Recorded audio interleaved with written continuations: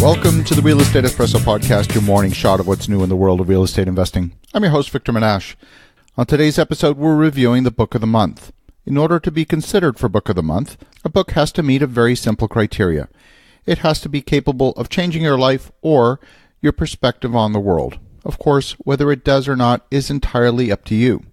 You can consume the content, remark on what a great book it is, and continue your life without making any changes. That's what most people do. And if that's what you do, you're missing the point.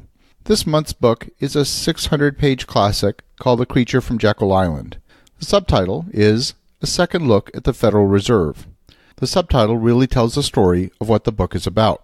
The fact is, very few people really know what the Federal Reserve is. Most people think it's an arm of the U.S. government. The fact is, the Federal Reserve Bank is neither federal nor has any reserves.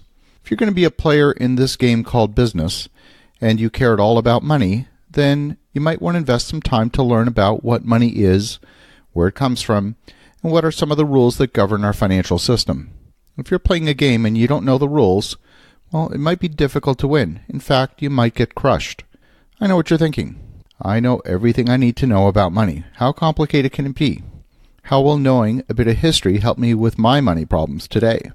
Well, I've had the pleasure of getting to know the author, Ed Griffin, over the last several years. In fact, I spent the last 10 days with him, and it was wonderful spending time with him and his wife, Pat. He's one of the gentlest of gentlemen you could ever meet. He's been a documentary filmmaker for much of his life, and the desire to create a documentary film on the Federal Reserve was at the genesis of the book. What he discovered during his research was so profound that he felt he had to write it down.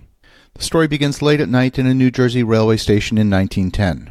The trains at the time consisted of coach cars immediately behind the locomotive, which belched out massive quantities of thick black smoke that would infiltrate the guest accommodations through the unseen cracks.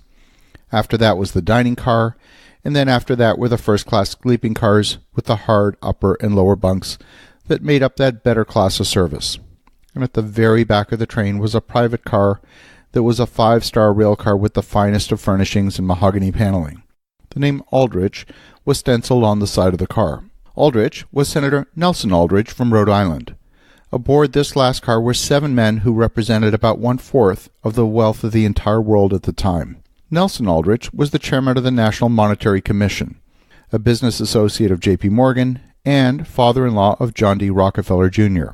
The other folks on board the train were Abraham Piatt Andrew, Assistant Secretary of the U.S. Treasury; Frank Vanderlip, President of the National City Bank of New York, one of the largest banks at the time; Henry Davison, Senior Partner at J.P. Morgan; Charles Norton, President of J.P. Morgan's First National Bank in New York; Benjamin Strong, Head of J.P. Morgan's Bankers Trust; and Paul Warburg, representative of the Rothschild banking dynasty of England and France, and his brother, Max Warburg, who was the head of the Warburg Banking Consortium in Germany and the Netherlands.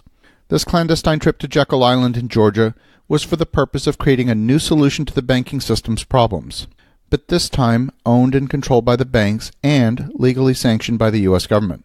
The genesis of this book was a quest to create a documentary on the origins of the Federal Reserve. As Ed Griffin researched the works of prior authors, he became more fascinated with the topic, and this culminated with Ed making his own trip to Jekyll Island in Georgia. There's a small museum on Jekyll Island where you can visit and see some of the original documents that date back to 1910. It was here that the uncomfortable truth was laid bare. The story of the history of the Federal Reserve is an unpopular one because it's uncomfortable. But unless you know that what we call money isn't actually money, you won't understand the rules of how to play the game. I've interviewed Ed Griffin back on this show in episode 100 on April 28th of last year. Some listeners don't necessarily take the time to go back and listen to all the past episodes. I felt it was important enough to bring this story forward to present time. The railway journey went from New Jersey down to Raleigh, North Carolina, then Atlanta, Savannah, Georgia, and finally the fishing village of Brunswick, Georgia. That's a tiny town on the coast.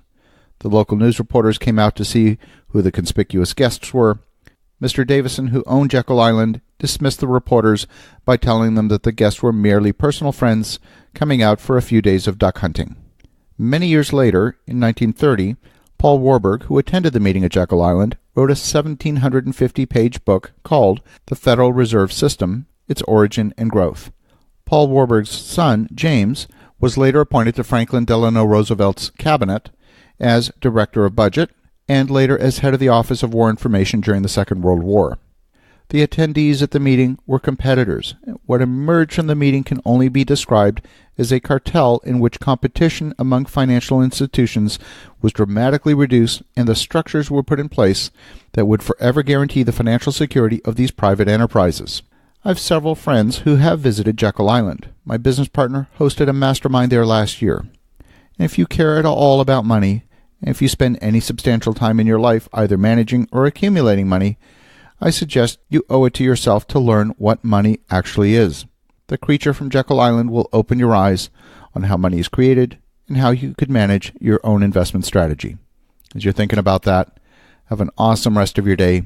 Go make some great things happen. We'll talk to you again tomorrow.